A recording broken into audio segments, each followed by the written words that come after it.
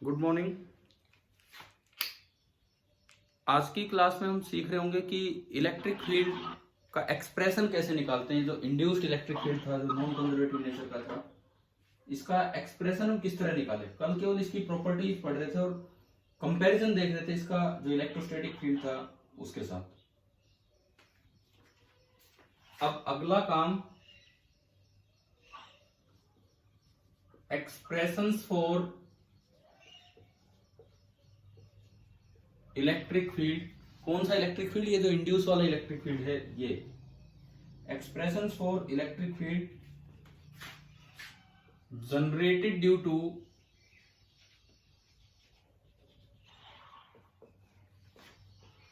Unsteady B, और ये बी कैसा है, मैग्नेटिक फील्ड कैसा है, confined to a circular reason.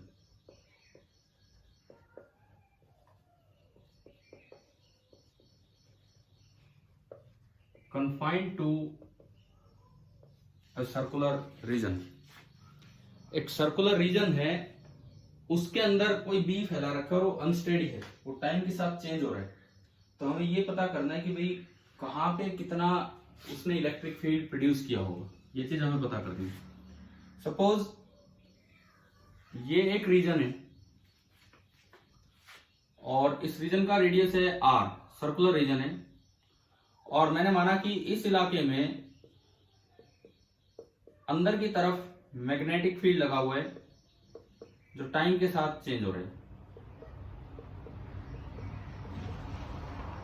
ये बी है अंदर की तरफ, और हम एक चीज एज्यूम करके चल रहे हैं कि let dB by D t is alpha. Alpha हमने माना है ए पॉजिटिव कांस्टेंट।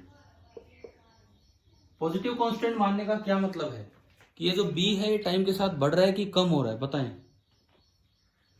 ये बी टाइम के साथ बढ़ रहा है कि कम हो रहा है? अगर dB by D T positive है तो ये बी टाइम के साथ बढ़ रहा है कि कम हो रहा है? अरे बढ़ रहा है, ठीक है। तो अगर इसमें कोई ईएमएफ इंड्यूस होगा या कोई करंट इंड्यूस होगा तो किस तरह से इंड्यूस होगा बताओ, क्लॉकवाइज की एंटी क्लॉकवाइज? इस रीजन में अगर इसमें कोई करंट इंड्यूस होता है तो किस तरह से इंड्यूस होना होगा, क्लॉकवाइज या एंटी क्लॉक? देखो ये बढ़ रहा है, क्लॉकवाइज अगर आप बोलते हो तो गलत जवाब है। ये बढ़ रहा है तो इसको अपोज करने के लिए करंट आएगा, यानी कि करंट जो आए उसका भी बाहर की तरफ हो। बाहर की तरफ तब होगा जब करंट क्यों बने। तो क्लॉकवाइज सेंस में है कि एंटी क्लॉकवाइज सेंस में? आ गया समझ में किस तरह से है? ठीक है। अब देखो हम क्या निकाल रहे हैं कि इसकी वजह से इलेक्ट्रिक फील्ड कितना होगा।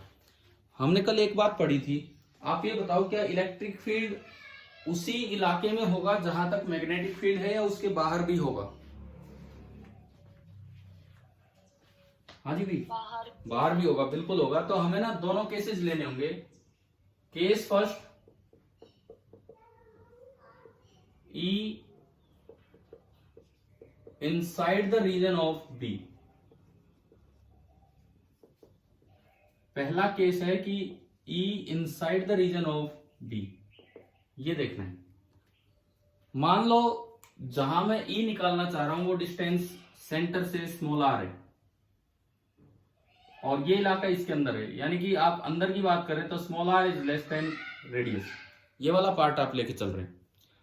अब आपने क्या किया, यहां पे सबसे पहले एक सर्कुलर फील्ड लाइन बना ली। उसकी सेंस कैसी होगी? जैसी करंट की सेंस होती है वही इन फील्ड लाइंस की सेंस है। हमने कल पढ़ा था electrostatic field line close loop नहीं होते, लेकिन जनरली जो ये इंड्यूस्ड इलेक्ट्रिक फील्ड लाइंस हैं ये कंसेंट्रिक क्लोज कर्व होती। तो इनकी डायरेक्शन क्या होगी? जो इंड्यूस करंट की डायरेक्शन है वही फील्ड लाइंस की सेंस होगी। अभी हमने देखा कि ये बी बढ़ रहा है, ये बी बढ़ रहा है तो इसको अपोज करने के लिए लेंज लॉ के अकॉर्डिंग करंट आएगा। तो करंट यूं आना चाहिए। करंट यूं लाने के लिए इलेक्ट्रिक फील्ड को यूं होना पड़ेगा, यानी कि इस फील्ड लाइन पे जो एरो लगेंगे वो ये बनेंगे। ये जो हमने लाइन बनाई है this is induced electric field line. This is our induced electric field line जो एक क्लोज कर्व है। अब हम ई का एक्सप्रेशन यहां पे लाना चाहते हैं कि भाई क्या होगा।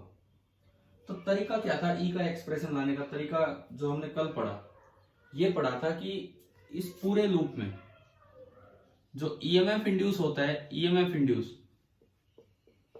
फ्लक्स रूल से वो निकाल लो, D phi B by D T. Minus plus का अपने आप ध्यान कर लेना, मतलब पॉजिटिव वैल्यू ले लेनी है। ये जो वोल्टेज है पूरे क्लोज लूप में, this will be equal to integral E dot dl. देखो एक बार उसी डिफरेंसेस को मैं आगे बढ़ा रहा हूं जो कल काम हो रहा था। हम इस साइड पढ़ रहे थे इलेक्ट्रोस्टैटिक फील्ड,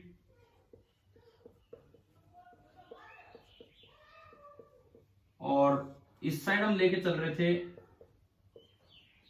ई इंड्यूस्ड, ईएमआई की वजह से, ईएमआई के कारण। देखो एक चीज मैंने आपको बताई थी कल की VA माइनस VB अगर लिखना हो दो पॉइंट्स के बीच का पोटेंशियल डिफरेंस, तो यहां तो होता है minus integral E dot dl, और इधर होता है VA minus VB is equal to integral of E dot dl. हाँ बताओ भाई, ये डिफरेंस क्लियर है? कल लिखा था ना हमने ये, ठीक है। इसमें लिमिट कहां से कहां थी? ये इनिशियल पॉइंट, ये फाइनल पॉइंट, तो पोजीशन ऑफ बी से लेके पोजीशन ऑफ ए तक थी। यहां भी लिमिट थी पोजीशन ऑफ बी से लेके पोजीशन ऑफ ए तक। अब अगर आप क्लोज पाथ में अप्लाई करना चाहें तो क्योंकि इलेक्ट्रोस्टैटिक फील्ड कंजर्वेटिव फील्ड है, तो ओवर ए क्लोज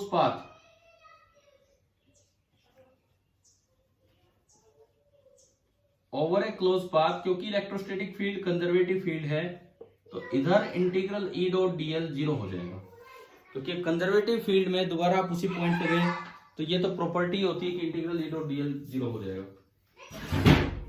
अब अगर मैं इसकी बात करूं इंड्यूस्ड इलेक्ट्रिक फील्ड की, इसमें देखते हैं तो ओवर ए क्लोज पाथ जब आप चलोगे तो ये जीरो नहीं होगी। This is equal to the total EMF induced in that close path, और आप उसको इक्वेट कर सकते हो ईएमएफ मतलब डी फाई बाई dt से आप उसको इक्वेट कर सकते हैं।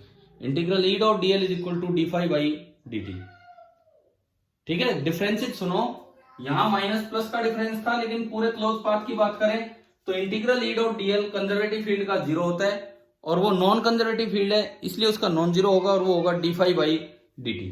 तो हमें फिलहाल ई का एक्सप्रेशन निकालने के लिए इस इक्वेशन का यूज करना पड़ेगा कि integral E dot dl is equal to d phi by dt। जब भी आप ये इंड्यूस्ड इलेक्ट्रिक फील्ड निकालें किसी भी पार्ट में, इस तरह से आपको आगे जाना होगा।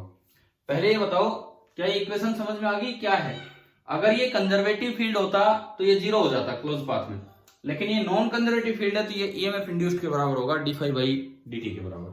तो अब इस इक्वेशन को लगा के हम सबसे पहले अंदर वाले पार्ट पे ई निकालेंगे कि जो इलेक्ट्रिक फील्ड आएगा वो कितना आएगा। कैसे निकालें? देखिए अब इसमें ई की डायरेक्शन क्या होगी। जैसे मान लो ये जो आर यहां जो मैंने दिखाया है, यहां पे इलेक्ट्रिक फील्ड किधर होगा भाई? इलेक्ट्रिक फील्ड फील्ड लाइन के टेंजेंशियल होता है। इट मींस यहां जो ई होगा वो इस डायरेक्शन में होगा, ये आपका ई है। और मैं इसी क्लोज पाथ पे अगर घूमता हूं तो डीएल पाथ के टेंजेंशियल होता है, ई तो फील्ड लाइन के टेंजेंशियल है, और मैं इसी क्लोज पाथ पे घूम रहा हूं तो डीएल पाथ के टेंजेंशियल है। तो अब अगर मैं वो वाली इक्वेशन लगाऊं इंटीग्रल ई डॉट डीएल बराबर डी फाई बाई dt, ये वाली इक्वेशन में यहां पे अप्लाई करूं तो देखिए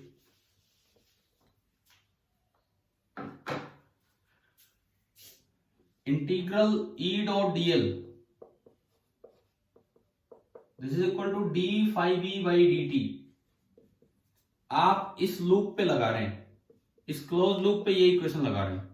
ई का एक्सप्रेशन निकालने के लिए इस क्लोज लूप पे आप ये इक्वेशन लगा रहे हैं।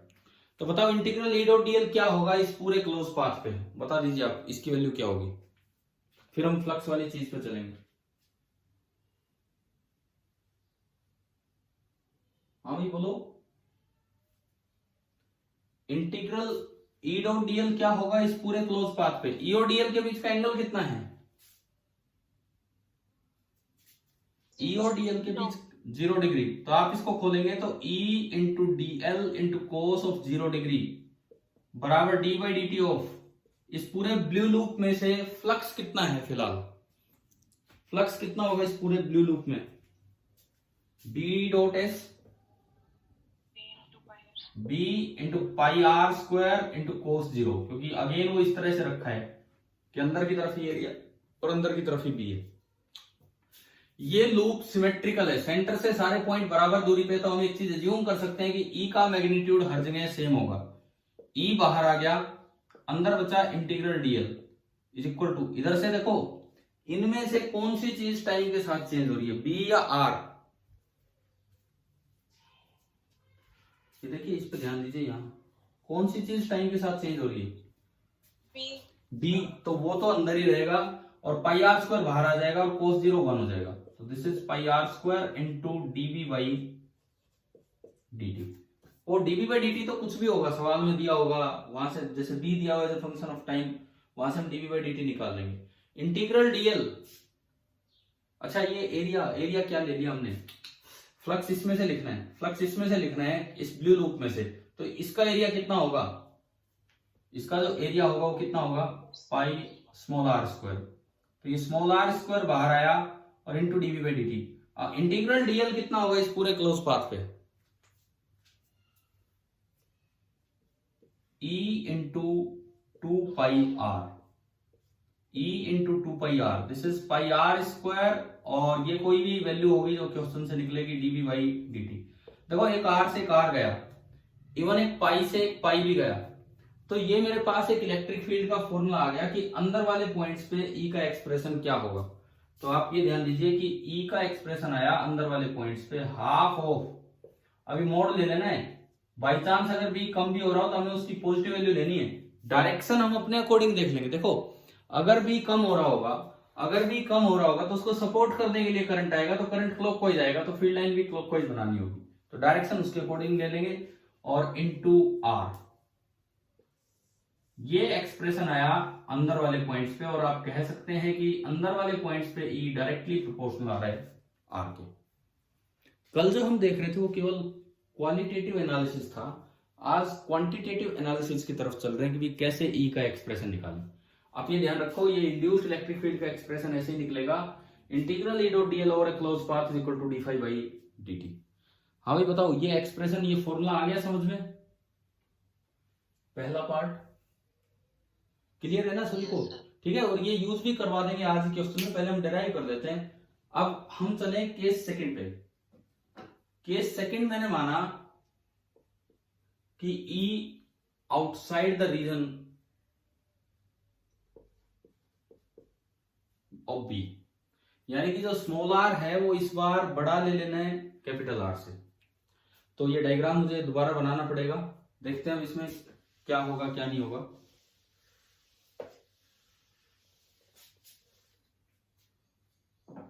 देखो ये वो रीजन है जहां पे मैग्नेटिक फील्ड प्रेजेंट है, आर इसका रेडियस है, क्रॉस मतलब अंदर की तरफ फील्ड है,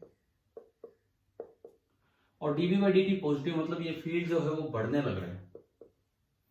अब सपोज मुझे इसके बाहर देखना है कि भाई इसने बाहर कितना फील्ड जनरेट किया, इलेक्ट्रिक फील्ड। तो आपने फिर से एक सर्कुलर लूप लगा दिया, फील्ड लाइन बनाई, सबसे पहले इलेक्ट्रिक फील्ड लाइन बनाई, ये क्लोज कंसेंट्रिक कर्व टाइप बनती है। अब इसकी सेंस क्या होगी, क्लॉकवाइज की एंटी क्लॉकवाइज? जो करंट की सेंस होती है वही फील्ड लाइन की सेंस होती है, बताओ? एंटी क्लॉकवाइज, बिकॉज ये जो करंट है ये इस तरह आएगा कि ये चेंज को अपोज करे। अब ये जो मैग्नेटिक फील्ड है ये टाइम के साथ बढ़ रहा है, तो फ्लक्स बढ़ रहा है, तो इसको अपोज करने का मतलब है कि इंड्यूस्ड करंट इस तरह है कि उसका भी बाहर हो, यानी कि इंड्यूस्ड करंट यूं बनेगा। यहां करंट है नहीं, कोई कंडक्टर ही नहीं है, तो करंट कहां से होगा? कोई कंडक्टर ही नहीं है तो करंट कहां से होगा? बट हमने फील्ड लाइन बना दी। कल एक बात और बताई थी आपको, बी हो ना हो फील्ड होगा। दूसरी बात, फील्ड क्यों होगा? अनस्टेडी बी के कारण। दूसरी बात, कंडक्टर हो ना हो फील्ड होगा। कंडक्टर होगा तो उस फील्ड का असर दिख जाएगा, कंडक्टर होता तो यहाँ एक करंट दिख जाता एंटी क्लॉकवाइज, अभी करंट नहीं तो फील्ड लाइन हमने बना दी। ठीक है भाई, यहां तक। इसके बाद फिर से वही बात, इसके ऊपर आप ई वेक्टर बनाओगे, E vector tangential to the path इसके एरो में लगेगा, ये आपका डीएल वेक्टर हो गया टेंजेंशियल टू द पाथ। फिर से आपने यही इक्वेशन लगाई, integral E dot dl is equal to d phi by D t, ये जो इंड्यूस्ड टी निकालने के लिए, जो एक्सप्रेशन निकालने के लिए जो फॉर्मूला है वो यही है। अच्छा जी, अब आप बताओ क्या चेंज होगा, बताइए। यहां तक तो सेम है, अगले स्टेप में क्या चेंज होगा ये बताओ आप।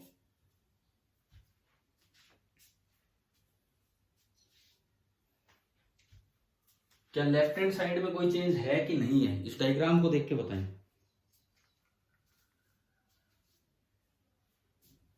हाँ भाई बोलो, कि लेफ्ट हैंड साइड में कोई चेंज है या नहीं है। ई और डीएल के बीच का एंगल कितना है, 0, तो कोई चेंज ही नहीं है। वो तो राइट हैंड साइड में एक चेंज है, वो चेंज बताओ आप, क्या चेंज होगा। हाँ देखो, इस इलाके में तो बी है ही नहीं। अगर यहां बी नहीं है तो क्या इतने पार्ट में फ्लक्स होगा, इस पार्ट में।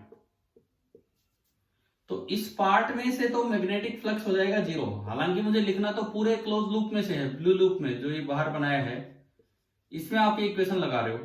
तो जब आप इसमें ये फ्लक्स लिखोगे तो इस फ्लक्स को 2 पार्ट्स में ब्रेक कर लो, एक स्मॉल आर रेडियस तक के लूप में फ्लक्स और एक स्मॉल आर से कैपिटल आर तक। अब स्मॉल आर से कैपिटल आर तक के रेडियस में तो बी ही नहीं है, तो इसका मतलब कोई फ्लक्स होगा नहीं। तो ये जो फाई बी लिखा जाएगा ये केवल कैपिटल आर तक ही होगा, स्मॉल आर तक पूरा नहीं हो पाएगा। क्या ये बात आ गई समझ में, क्या चेंज हुआ है। हाँ भाई क्लियर है ना, बताओ। ये बस यहीं तक होगा फ्लक्स, यहीं तक, इससे आगे है ही नहीं। तो इतना इफेक्टिव एरिया शामिल होगा। तो इसी को मैंने आगे बढ़ाया, तो ये आपका बन गया pi into r square into dB by D t. Integral dl बताओ, 2 पाई स्मॉल आर या 2 पाई कैपिटल आर। मैं इतना स्टेप कर चुका हूं, यहां तक मैं कर चुका हूं, इससे अगला स्टेप मैं पूछ रहा हूं। Integral dl 2 pi into small r या 2 पाई इंटू कैपिटल आर, बोलो भाई। जो लूप आपने लिया है, जिस पे डीएल लिया है, उसकी पूरी लंबाई कितनी है, वो होगा इंटीग्रल डीएल। तो बताएं इंटीग्रल डीएल कितना होगा।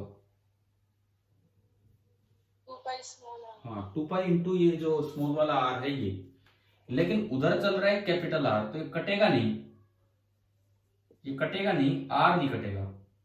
देखो पाई से पाई कट गया लेकिन आर नहीं कटा। तो इस बार अगर आपका एक्सप्रेशन आप देखें तो क्या एक्सप्रेशन बन रहा है, E directly proportional to r बनेगा कि इनवर्सली प्रोपोर्शनल। देखिए ऊपर तो रह गया r square by 2 into dv by D t into 1 by r. तो बाहर जो बनेगा वो E inversely proportional to r बना। अभी बताओ क्या ये दोनों फॉर्मूले समझ में आए, कैसे निकाले हमने। हाँ भाई, कल तक क्या था, केवल क्वालिटेटिव एनालिसिस चल रहा था। आज हमने ये देख लिया है कि एक अनस्टेडी मैग्नेटिक फील्ड की वजह से जो जो ई प्रोड्यूस होता है उसके एक्सप्रेशंस क्या होते हैं। अब मैं इस चीज को ग्राफिकली दिखाता हूं। देखिए ये कोई रीजन है, एक सर्कुलर रीजन है जिसका रेडियस है आर, और इसके अंदर एक अनस्टेडी बी है। This B is a function of time के साथ ही चेंज हो रहा है। मुझे ये बताना है कि इस पूरे एक्सिस पे कितना ई होगा, ये बताना है। तो मैं ग्राफिकली इस चीज को दिखा रहा हूं। इधर मैं ले रहा हूं इलेक्ट्रिक फील्ड और इधर मैं ले रहा हूं डिस्टेंस फ्रॉम द सेंटर। ये बिल्कुल सेंटर पॉइंट है, तो यहां r0 स्मॉल r0। ये सरफेस पॉइंट है, तो small r is equal to capital R। ये वो इलाका है जहां small r less than capital R है, और इससे आगे वो इलाका है जहां पे small r greater than capital R है। ये इस तरह से है। तो सबसे पहले आप ये बताओ अंदर वाले जगह पे क्या फॉर्मूला निकल के आया था, जो अभी हमने निकाला था। मैं लिख देता हूं यहां पे, ई निकल के आया था half of dB by D t into r for r less than capital r. बताएं, ये किया था भी डेराइव थोड़ी देर पहले, ठीक है। और बाहर वाले पॉइंट पे ये फॉर्मूले हैं जो हमें याद रखने हैं। और ये कहीं ना कहीं मैग्नेटोस्टैटिक्स जैसे फॉर्मूले निकल के आ रहे हैं कि अंदर तो डायरेक्टली प्रोपोर्शनल टू आर है और बाहर इनवर्सली प्रोपोर्शनल टू आर है, और into 1/r for r greater than capital r. अब एक चीज और देखो, आर इक्वल टू आर पे क्या दोनों साइड से सेम आंसर आ रहा है? इन दोनों फॉर्मूलों में r equal to capital r के बताओ क्या दोनों साइड से सेम आंसर आ रहा है कि नहीं आ रहा है?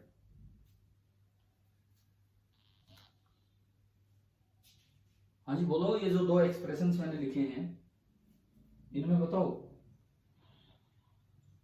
Yes, sir. आ रहा है ना? बिल्कुल। यहां भी कितना आ रहा है पहले वही बता दो। R equal to capital r पे दोनों साइड से सेम एक्सप्रेशन आ रहा है, चाहे इसमें रखो चाहे इसमें रखो, ये आ रहा है half of modulus of dv by D t into capital r. अब देखो ग्राफ अंदर तो है डायरेक्टली प्रोपोर्शनल, आपको नजर आ गया होगा कि अंदर तो डायरेक्टली प्रोपोर्शनल टू आर चल रहा है, और बाहर कैसा बनेगा? Inversely proportional to r. तो ये अंदर तो स्ट्रेट लाइन है, बाहर एक कर्व है, इस तरह का ग्राफ है। आप बताइए यहां तक ये पूरा आ गया समझ में कैसे हुआ है? ठीक है। Yes, sir.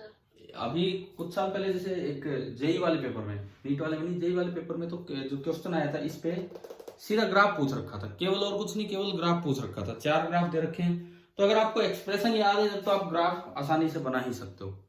और जेई में आ चुका है तो आपके नीट में कभी भी आ सकते हैं सवाल, क्योंकि ये तो टॉपिक है भाई पूरे इलेक्ट्रिक फील्ड और ये किस तरह से निकालने हैं। चलो फॉर्मूले जरूर याद रखना, क्योंकि इन फॉर्मूलों से क्वेश्चन होंगे सीधे सीधे। हाँ भाई यहां तक आ गया, क्लियर हो गया सभी को? ठीक है। अब देखो एक क्वेश्चन लेते हैं इस पे।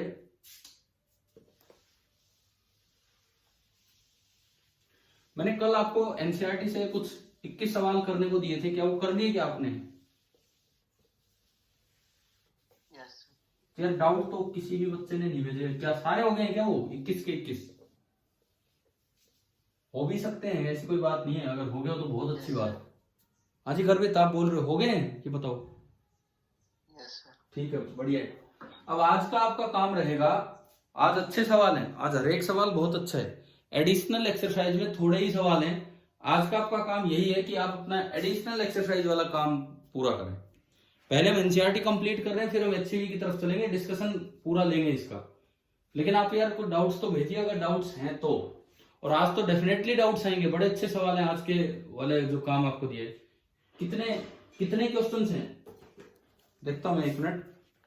एडिशनल एक्सरसाइज में ईएमआई में 11 से लेके 17, अरे गिनती के 7 सवाल हैं। आपका होमवर्क ये मान के चलो कि आज आप ये काम करके रखेंगे, मैं कल ही डिस्कस करवा दूंगा संडे को। कल का हमारा काम ये रहेगा NCERT discussion. NCERT page number 231 question number 6.11 to 6.17, ये काम आपको जरूर करके रखना है। कल मैं क्लास लगाऊंगा एक बार, और केवल एनसीईआरटी डिस्कशन उसका टारगेट होगा, आगे कुछ नहीं, बस एनसीईआरटी डिस्कशन कर रहे होंगे। ठीक है। जिस बच्चे ने भी नहीं किया वो पीछे वाला काम भी एनसीईआरटी का, कल पूरा एनसीईआरटी वाला ये पार्ट अपना कंप्लीट करके रखें। अच्छा इसके बाद देखो इन फॉर्मूलों को यूज करना सीखते हैं किसी सवाल में। जैसे मान लो एक सोलेनोइड आपको दिया है, this is a long solenoid. आपको एक लॉन्ग सोलेनोइड दे दिया,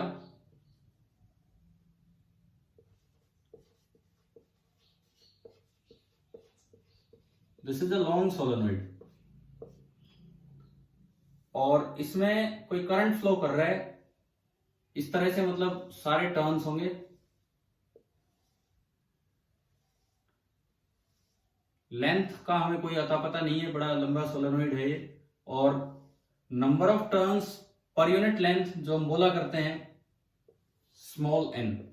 स्मॉल एन सोलेनोइड में नंबर ऑफ टर्न्स होता है, number of turns per unit length होता है। क्या होता है स्मॉल एन? हाँ जी स्मॉल एन क्या होता है? Number of turns per unit length. जवाब दे दिया करो आप इतनी देर में। जो करंट इसमें फ्लो कर रहा है, जो करंट यहां से बाहर निकल रहा होगा, वो करंट आपको दे दिया कि that current is some k times t, where k is a positive constant. ये आपको दिया है, ये जो करंट है टाइम के साथ बढ़ता जा रहा है, k times t, k by T लिख देता तो कम हो रहा होता टाइम के साथ, k इंटू टी कर दिया तो बढ़ता जा रहा है। ये आपको दिया गया है। k पॉजिटिव होने का मतलब है कि करंट इसी डायरेक्शन में है जो आपको दिखाई गई है। अगर k नेगेटिव होता तो इसका मतलब डायरेक्शन इससे उल्टी माननी है। अब आपको ना ये बताना है कि अच्छा सोलेनोइड का रेडियस मान लो r है, सोलेनोइड का जो कोर है सोलेनोइड की उसका रेडियस है r। आपको ये एक्सिस दिखाया है, ये अनस्टेडी करंट हो गया। आपको ये बताना है कि इसके मिडल में एक बार तो एक्सिस से r डिस्टेंस यहां पे अंदर कोई पॉइंट लिया, यहां फील्ड कितना होगा, और एक बार बाहर कोई पॉइंट लिया, यहां फील्ड कितना होगा। इसको मैंने बोला पॉइंट नंबर 1 एंड इसको बोल दिया पॉइंट नंबर 2। क्वेश्चन है कि फाइंड E1 एंड E2। ये जो इंड्यूस्ड फील्ड एट 1 होगा एंड इंड्यूस्ड फील्ड एट 2 होगा, इस अनस्टेडी मैग्नेटिक फील्ड की वजह से वो आपको निकालना है।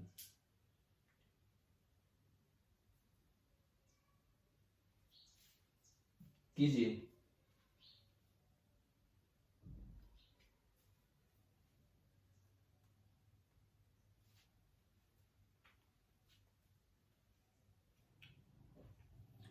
फॉर्मूले लगाने आपको।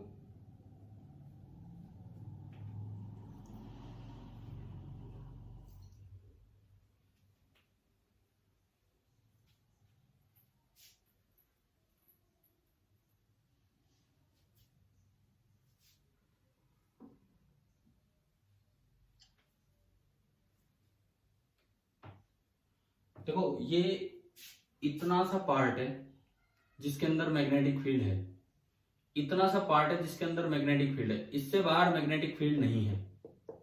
तो क्या इसकी वजह से बाहर इलेक्ट्रिक फील्ड प्रोड्यूस होगा कि नहीं होगा? पहली बात ये होगा, बिल्कुल होगा। और इधर भी इतना पार्ट है, अंदर भी magnetic field sorry electric field produce होगा। तो अगर मैं पॉइंट नंबर 1 की बात करूं तो ये अंदर की बात कर रहा है, इनसाइड पॉइंट। अच्छा ये बी कैसा है? ये बी एक लॉन्ग सोलेनोइड के अंदर भी यूनिफॉर्म होता है, ये आप जानते हैं। एक लॉन्ग सोलेनोइड के अंदर भी यूनिफॉर्म होता है, लेकिन स्पेशियल वेरिएशन नहीं है। परंतु आई क्योंकि बढ़ता जा रहा है टाइम के साथ, तो इस बी में टेम्पोरल वेरिएशन, और ये बी इधर होगा।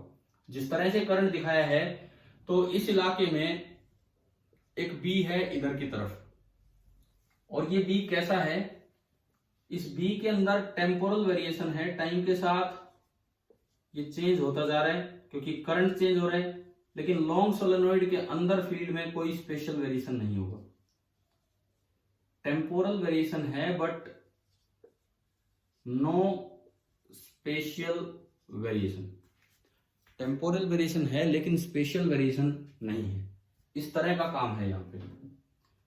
अच्छा अब देखो, पहली बात बी कितना होगा अंदर ये जो बी है, ये बी कितना होगा? सोलेनोइड के अंदर, लॉन्ग सोलेनोइड के अंदर बी का क्या फॉर्मूला होता है? बोलो, एक लॉन्ग सोलेनोइड के अंदर बी का क्या फॉर्मूला होता है?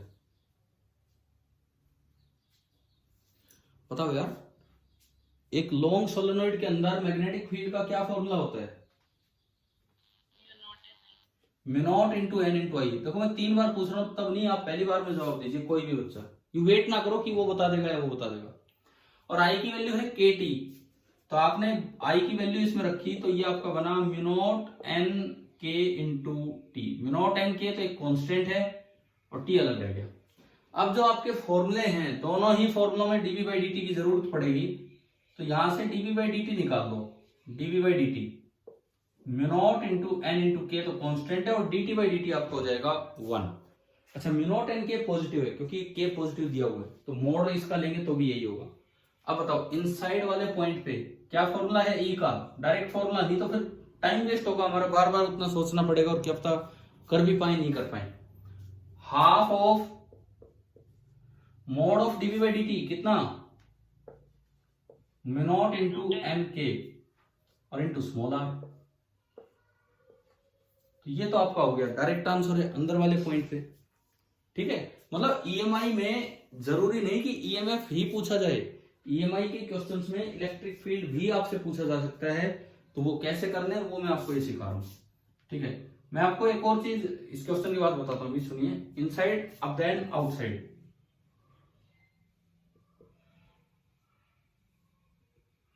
हाँ जी, अब फिर से ये गलत फहमी मत कर लेना यार, बाहर तो बी जीरो है। कभी सोचो यार बाहर तो बी जीरो है, ये फॉर्मूला जब अभी डेराइव किया तो ये बी अंदर का था या बी बाहर का था? अंदर, बाहर तो बी था ही नहीं वहां भी। तो उसी सर्कुलर रीजन के बी की वजह से तो ये अंदर वाला बी है जो कि म्यू नॉट एन आई है यहाँ पे। तो आउटसाइड रीजन का अगर आप फॉर्मूला लगाएंगे तो क्या बना, E is equal to capital r, वो इसका रेडियस है, वो यहाँ कैपिटल आर ही दिया है, capital r square by 2 into dv by D t, वो आपका है म्यू नॉट इंटू एम के और इंटू 1/r। ये क्वेश्चन बड़ा जल्दी हो जाएगा अगर आपको ये फॉर्मूले याद है तो, इलेक्ट्रिक फील्ड कितना इंड्यूस होता है उसके। नहीं तो फिर ऐसी टाइम वेस्ट होता रहेगा कुछ ना कुछ। क्या ये आगे क्या समझ में, बताओ कैसे इलेक्ट्रिक फील्ड निकालना है? हाँ भाई, ठीक है, ठीक है।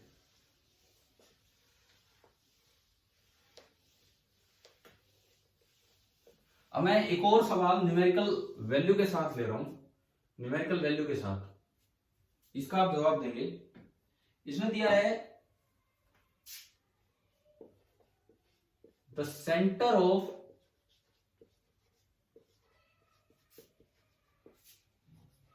A circular loop. कोई भी एक सर्कुलर लूप दिया है, उसका रेडियस है 4 centimetre, of radius 4 centimetre, coincides with, मैं लगभग ऐसे ही सवाल दे रहा हूं जो अभी आपको करवाया है उसी तरह का, लेकिन आप कैसे कर पाओगे वो चीज देखनी। Coincides with the point on the axial line. अभी हमने सोलेनोइड वाला क्वेश्चन लिया था, लगभग वही चीज हम दोबारा से ले रहे हैं। Axial line of a long solenoid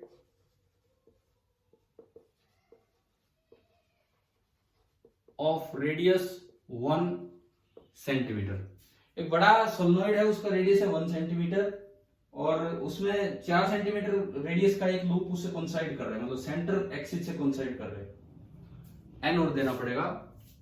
having 200 turns. देखो है क्या ये चीज, वही सोलेनोइड है, उसकी कोर का रेडियस दे दिया, कोर का जो रेडियस दे दिया that is 1 centimetre, number of turns per unit length आपको दे दी 200 टर्न्स पर मीटर, और एक लूप सेंटर के साथ, लूप उसके साथ इस तरह से बना दिया गया है जिसका रेडियस है 4 सेंटीमीटर। क्लियर है? अब इसमें अगर कुछ इलेक्ट्रिक फील्ड आप इंड्यूस करवाना चाहते तो करंट के बारे में कुछ बताना पड़ेगा।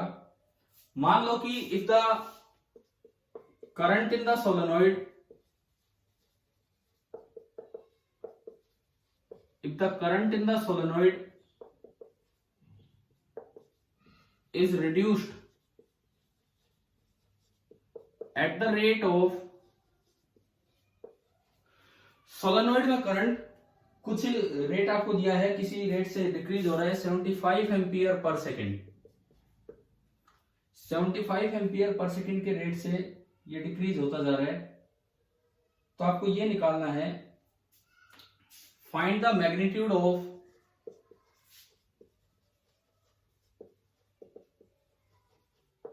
EMF induced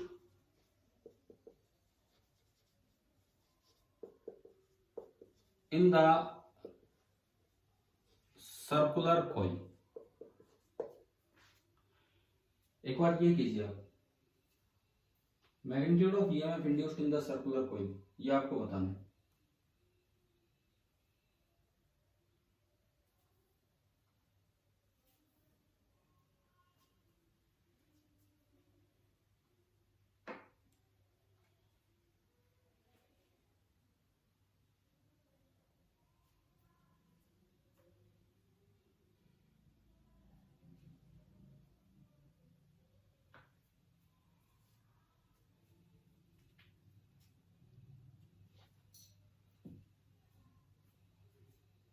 अभी जो क्वेश्चन करवाया वही दोबारा पूछा आपको न्यूमेरिकल वैल्यू के साथ, अभी जो करवाया था सेम वैसा ही सवाल।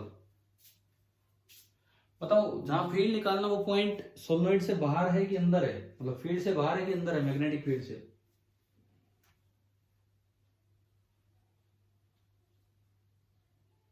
हाँ भाई, जहां मैग्नेटिक फील्ड की वजह से इलेक्ट्रिक फील्ड निकालना है वो पॉइंट मैग्नेटिक फील्ड के रीजन से बाहर है या अंदर है।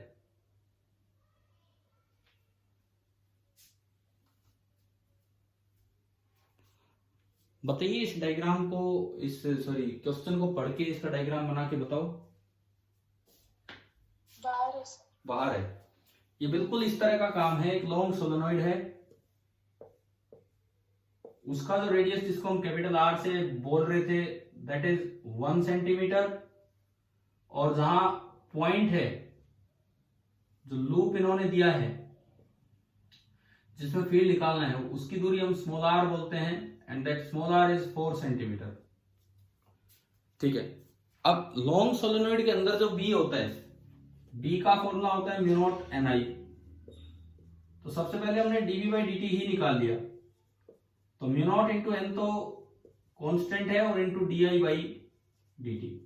सबसे पहले हम यही निकालना है कि भाई डीवी बाई डी टी कितना होगा। तो अगर मैं इसमें वैल्यूज पुट करूं, म्यू नॉट 4 पाई इंटू 10⁻⁻⁷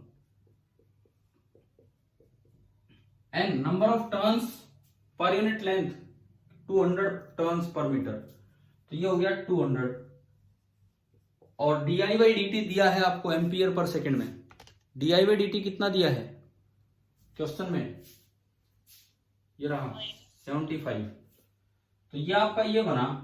तो अगर मैं इसको थोड़ा सा सिंप्लीफाई करूं, 10 की पावर -7 और 2 -5, 10 की पावर -5, 75 गुणा 2 150 और 4 1560 600, ये हो गया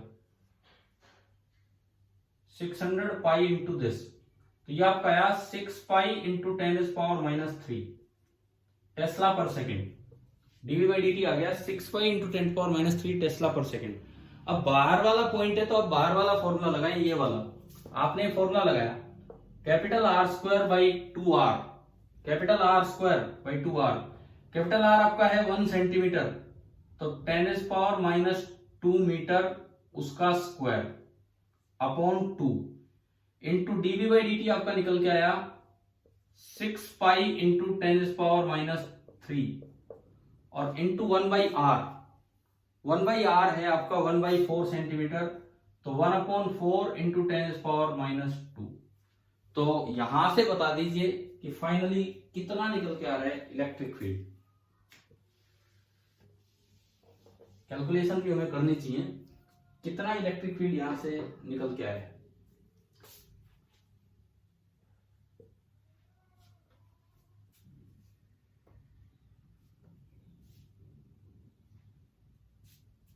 एक और आप आंसर बताओ यहां से क्या आ रहा है क्या नहीं। 2 से गया 3, 3/4 पाई, 10 की पावर देखो -2 से -2 यहां कटेगा -1 और -4 10⁻⁵। तो ये आ गया, अगर आप इसको डिवाइड भी करते हैं तो 0.75 पाई इंटू 10⁻⁵ न्यूटन पर कूलम, क्योंकि ये फील्ड इलेक्ट्रिक फील्ड है। तो आप बताओ क्या ये इलेक्ट्रिक फील्ड कैलकुलेट करना आ गया कि नहीं, किस तरह से कैलकुलेट करना है। हाँ भाई ठीक है, क्लियर है यहाँ तक ये कॉन्सेप्ट। मतलब कुल मिला के बात ये है कि ये दो फॉर्मूले हैं जो हमारे काम के हैं, कैसे डिराइव किए वो भी हमने देख लिए हैं, और किस तरह यूज होगा मैं 2-3 सवालों में ये करवा चुका हूं आपको, 1-2 सवालों में। चलो आगे बढ़ते हैं। अच्छा, इन पे बेस्ड जो एक बहुत अच्छा सवाल है आपकी एनसीईआरटी बुक में, मतलब उसका कोई भी पार्ट उठ के आ सकता है, वो आपका क्वेश्चन है ईएमआई चैप्टर का आखिरी सवाल, क्वेश्चन नंबर 6.17। क्वेश्चन नंबर 6.17 जो है एनसीईआरटी का, काफी अच्छा सवाल है। ये आप ट्राई करेंगे, शायद होगा नहीं, कोई बात नहीं, आप लेकिन ट्राई करेंगे। लेकिन ऐसे नहीं करेंगे कि किसी बुक से सॉल्यूशन देख लिया और फिर कर रहे हैं, फिर तो गड़बड़ करने वाली बात हो जाती है ना, वो समझ में आएगा ढंग से क्या है क्या नहीं है। अच्छा इससे ऊपर देखो, बुक खोल रखी है क्या आपने अभी? एक बार बुक निकाल लीजिए।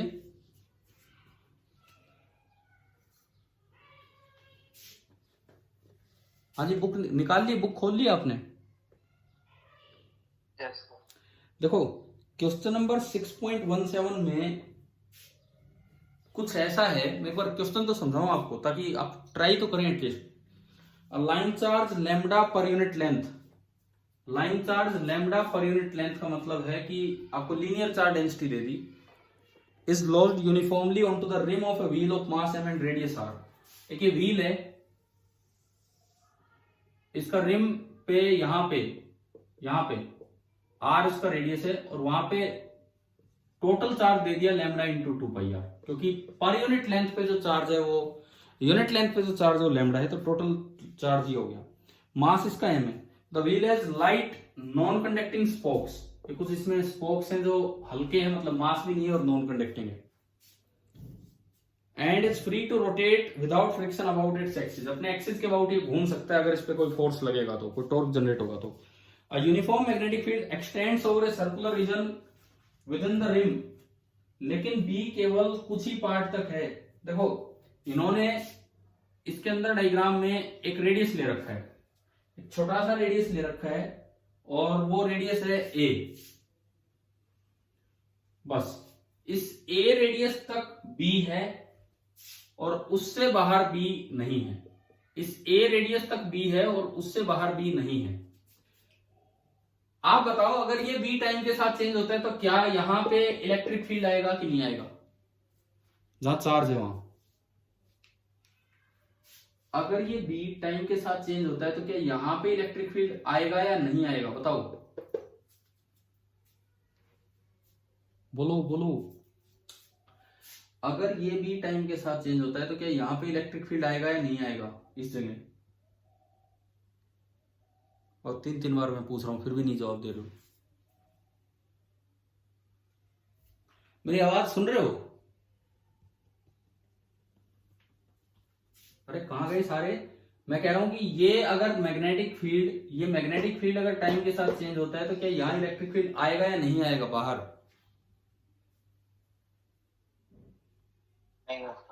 बिल्कुल आएगा, उसी के तो फॉर्मूले लिख रखे हमने, बाहर का फॉर्मूला भी लिखा हुआ है।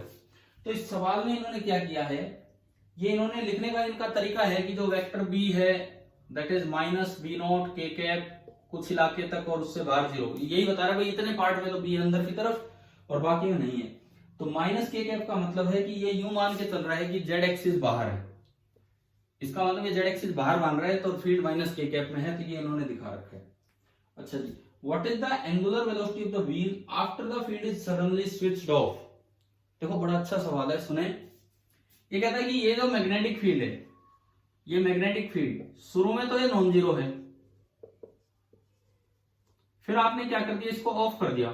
ऑफ करने का मतलब है कि आपने इसे 0 बना दिया। अगर आपने इसे 0 बनाया तो ये अनस्टेडी हो गया, नॉन जीरो से 0 की तरफ गया तो ये कम हो रहा है। कम हो रहा है तो कहीं भी अगर इलेक्ट्रिक फील्ड आएगा, कहीं भी करंट आएगा, तो बताओ कैसे आएगा? इसको सपोर्ट करने के लिए आएगा कि इसको अपोज करने के लिए आएगा? बोले, इसको सपोर्ट करने के लिए आएगा। सपोर्ट करने के लिए आएगा तो फील्ड लाइन यूं बनेगी, जो भी चाहिए अंदर बनाओ चाहिए बाहर बनाओ, फील्ड लाइन यूं बनेगी। तो बाहर भी जो फील्ड लाइन बनेगी वो यूं बनेगी। अब बाहर कितना भी आएगा, क्या उसका हमने फॉर्मूला डिराइव कर दिया बाहर वाले बी का? ठीक है, बाहर वाले बी का ये वाला फॉर्मूला आपने डिराइव कर रखा है। अब एक बार आप इस डायग्राम से देख के यूं बताओ कि कैपिटल आर कितना है यहां से और स्मॉल आर कितना है। अगर मैं वो फॉर्मूला यूज करूं इस डायग्राम में, कैपिटल आर होता था वो रेडियस, जहां तक फील्ड है। बताओ कितने रेडियस तक फील्ड है इसमें मैग्नेटिक फील्ड? ए। तो कैपिटल आर की वैल्यू होगी ए, और स्मॉल आर होता था उस पॉइंट की डिस्टेंस जहां आपको इलेक्ट्रिक फील्ड निकालना है। तो बताओ जहां इलेक्ट्रिक फील्ड निकालना है, जहां चार्ज बैठा रखा है, उस पॉइंट की डिस्टेंस सेंटर से कितनी है? Capital are. हाँ, तो थोड़ा ये ध्यान देना, पता लगे इस फॉर्मूले को एज इट इज लेके बैठ गए, कैपिटल आर को कैपिटल आर छोड़ दिया। कैपिटल आर की जगह तो ए आना है और स्मॉल आर की जगह कैपिटल आर आना है। तो पहला काम आप इलेक्ट्रिक फील्ड निकालेंगे, उसके बाद क्या करेंगे, इस पे एक छोटा सा चार्ज मानेंगे dq, that will be lambda into dl। उस इलेक्ट्रिक फील्ड की वजह से उस पे फोर्स निकालेंगे, क्योंकि फील्ड लाइन ऐसे बनी है तो फोर्स ऐसे बनेगा, वो आपका हो जाएगा df। उस df की वजह से सेंटर के अबाउट टॉर्क निकालेंगे, टॉर्क हो जाएगा df इंटू आर। पढ़ा है ना हमने, टॉर्क होता है force into perpendicular distance from the axis. ध्यान से सुनो, मैं पूरा स्टेप बता रहा हूं ताकि आप, नहीं तो मुझे लगता है आप स्टार्ट भी नहीं करते, और अभी मैं उम्मीद कर रहा हूं कि शायद आप ट्राई करें। देखो पहले इसकी वजह से E लिखो, E लिख के फिर उसके बाद dv बाई dt नहीं पता तो उसको dv बाई dt चलने दो, लास्ट तक dv बाई dt चलने दो, अपने आप सोल्व हो जाएगा लास्ट में जाके। उसके बाद आप यहाँ E लिख के एक छोटा सा चार्ज dq मानते हैं, लैम्डा dl, उस पर df लिखते हैं। df इलेक्ट्रिक फील्ड का फोर्स होता है dq इंटू ई, यानी कि लैम्डा dl इंटू ई। फिर इसका टॉर्क लिखते हैं d टाउ, कैसे, जो भी ये df आया इसको r से मल्टीप्लाई कर दे, फिर इंटीग्रेशन कर लेते हैं तो पूरा टॉर्क आ जाता है। या फिर एंगुलर मोमेंटम पूछा है, एंगुलर वेलोसिटी पूछी है, तो आप थोड़ा रोटेशन की तरफ चलते, जहां पे टॉर्क होता है dl बाई dt।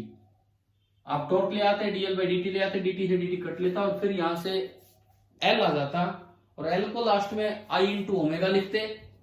L यहां से कैलकुलेट करके, एंगुलर मोमेंटम यहां से कैलकुलेट करके L को लिखेंगे I इंटू ओमेगा, एंड वहां से फिर फाइनली ओमेगा आएगा।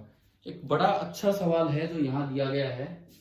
असल में यार ये क्वेश्चन एनसीईआरटी बहुत अच्छी जगह से क्वेश्चन उठाती है। ग्रिफिथ्स का ओरिजिनल क्वेश्चन, ये ग्रिफिथ्स बुक है, introduction to electrodynamics by Griffiths, बड़ी बेसिक बुक है इसकी इलेक्ट्रोडायनेमिक्स की, तो वहां पे था ये सवाल।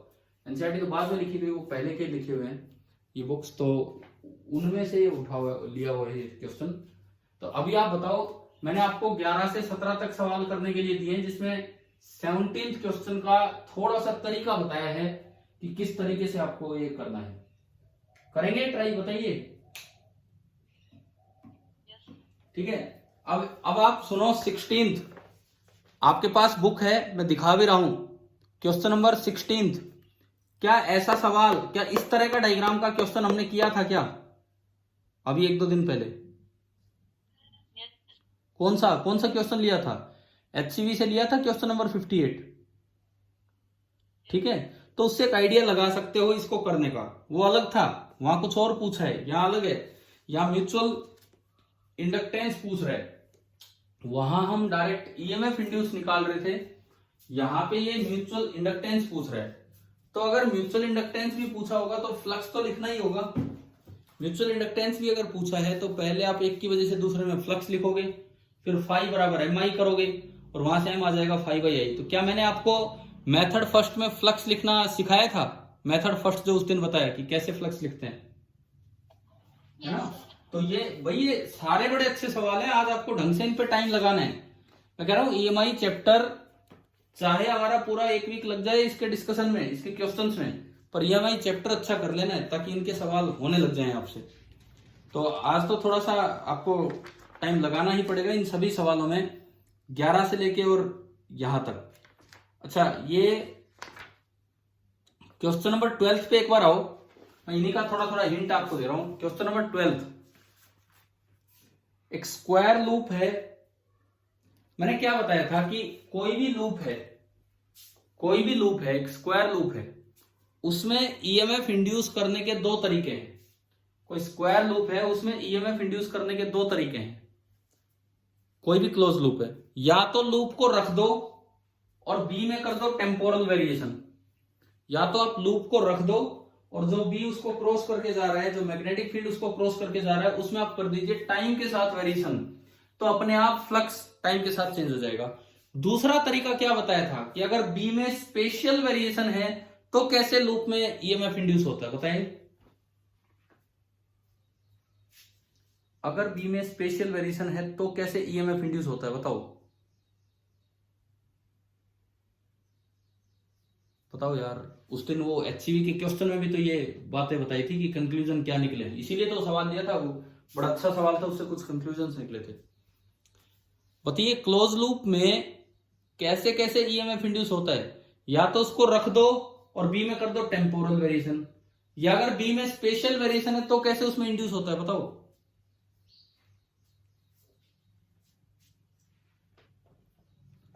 करा उसको मूव करा के, बिल्कुल।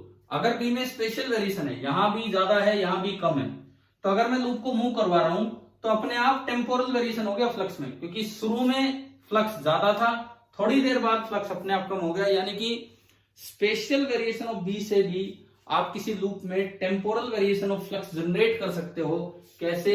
By moving the loop. तो इसी पॉइंट को बहुत अच्छे से इस क्वेश्चन में समझाया गया है, और इस क्वेश्चन में यह कहा गया है कि अगर दोनों काम एक साथ हो जाएं तो कितना नेट फील्ड जनरेट होगा। अगर दोनों काम एक साथ हो जाएं तो कितना नेट फील्ड जनरेट होगा। अब आप मुझे ये बताओ कि मैं इसका डिस्कशन कब लूं। मेरा पहला टारगेट अब ये है, एचईवी से भी पहले कंप्लीट एनसीईआरटी डिस्कशन चाहता हूं ईएमआई का, ताकि आपको ये समझ में भी आए। अरे क्या चला दिया आपने? ताकि आपको ये समझ में आए कि कोई भी चैप्टर कैसे कंप्लीट करना है। आप ये बताओ, कल तक कर लोगे? कल तक ये चैप्टर कंप्लीट पूरा? अरे जवाब दो, ऐसे नहीं। अब कल तक कर लोगे ये? Yes sir. कल हम आपकी एक डिस्कशन क्लास लगाएंगे। कल वैसे तो संडे है, ऑफ रहेगा, लेकिन कोई बात नहीं, हम डिस्कशन क्लास लगाएंगे ईएमआई पे, ताकि ईएमआई यहां से कंप्लीट हो। मैं फिर कहता हूं, आकाश का टेस्ट है वो सब आपने पढ़ रखा है, उसका केवल रिवीजन करना है, लेकिन ये नया काम चल रहा है तो इसको भी मत बिगाड़ना, ये अच्छे से कर लेना है साथ साथ। कल डिस्कशन क्लास कब चाहते हो? मॉर्निंग में इसी टाइम या थोड़ा लेट? चलो ठीक है, ठीक है, थोड़ा लेट कर लेंगे, आपसे डिस्कस करके ही वो टाइम लगा देंगे। तो कल आपकी एक डिस्कशन क्लास हो जाएगी दोपहर के आसपास। कंप्लीट एनसीईआरटी चैप्टर ईएमआई वाला आप करके रखें, और फिर समझते हैं हम उसमें कि कैसे ये चीजें, एक तो कॉन्सेप्ट और भी मैं सिखा दूंगा डिस्कशन के साथ। चलिए ठीक है, अभी खत्म करते हैं क्लास। Thank you.